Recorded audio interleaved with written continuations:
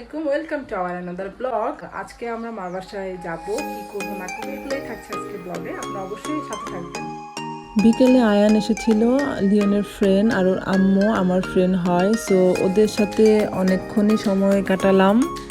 So ওদের সাথে দেখা করতে পেরে অনেক ভালো লেগেছে। যাই হোক, কালকে চলে যাব মার বাসায়। তো যতক্ষণ সময় ওরা ছিল আমার কাছে খুব ভালো লেগেছে। আর এখন ওরা চলে যাচ্ছে, বিদায়ের পালা। সো আমার কাছে একটু খারাপ লাগছে, কারণ আরও কিছুক্ষণ থাকলে হয়তো আরও বেশি ভালো হতো, অনেকটা সময় কাটাতে পারতাম।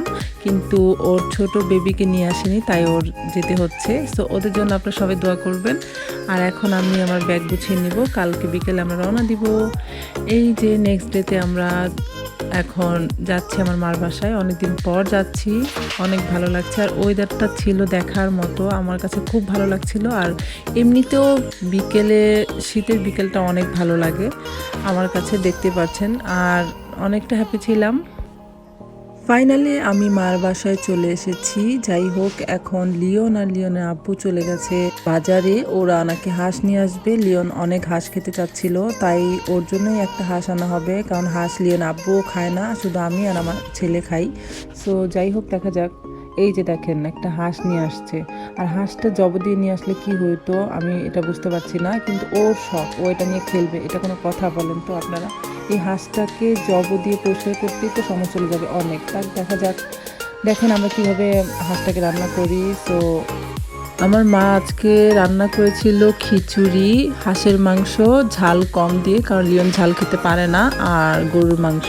সো দেখা যাক খাবারগুলো কেমন হয়। লিওনও অনেক এক্সাইটেড খাবার দেখে, আমরাও খাওয়ার জন্য অনেক এক্সাইটেড। আর আমার আম্মুর রান্না সবসময় অনেক ভালো হয়, আর আমার কাছে এই খিচুড়িটা অনেক ভালো লাগে বেশ। আর সালাদটা তো দেখতেই পাচ্ছেন, মাখা মাখা সালাদ, এটাও অনেক ভালো লাগে। মার হাতের রান্নার সাথে কোনো কিছুই তুলনা হয় না, এটা সবাই জানেন। আমিও কিন্তু বাসায় রান্না করি, কিন্তু আমার মার মতো করে আমি এখনও রান্না শিখিনি। আমার মার হাতের রান্না আমার কাছে সেরা। আর লিওনের কাছে ওর নানু নাকি অনেক ভালো রান্না করে, আমি পারি না কোনো রান্না করতে। আর এটা সত্যি একটা কথা যে আমি আসলে আমার মার মতো রান্না করতে পারি না। সো দেখা যাক আজকে খাবারের পর লিওন কি বলে।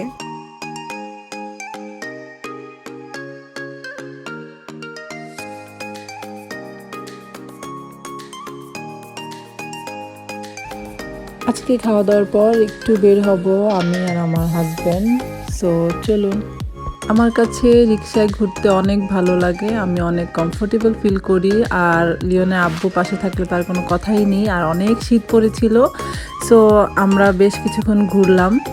ঘোরার পর যখন বাসায় ফিরবো, তখন দেখি আমাদের এলাকায় স্ট্রিট ফুডের দোকান বসেছে। আর এখানে খাবারগুলো কেমন আমি আগে কখনো ট্রাই করিনি।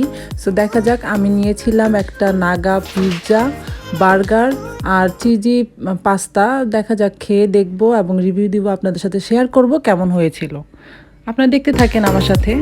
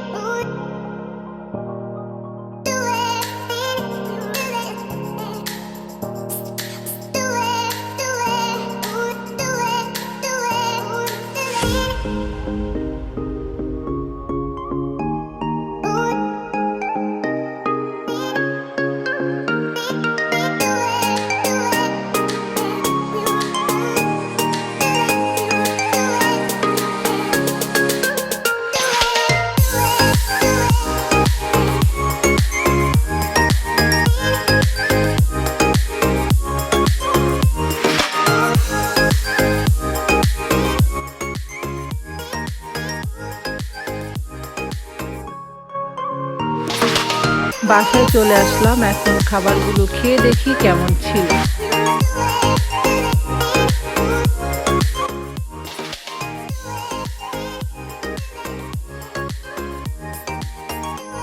আমি যখন খাবারগুলো ট্রাই করছিলাম তখন অনেকটাই অবাক হয়েছি, কারণ স্ট্রিট ফুডের দোকানগুলো তেমন একটা ভালো আমার লাগতো না, কিন্তু ওদের খাবারের মান অনেক ভালো ছিল, অনেক টেস্টি খাবার ছিল। আর পিৎজাটাও বেস্ট ছিল, অনেক ঝাল, কারণ নাগা পিৎজা।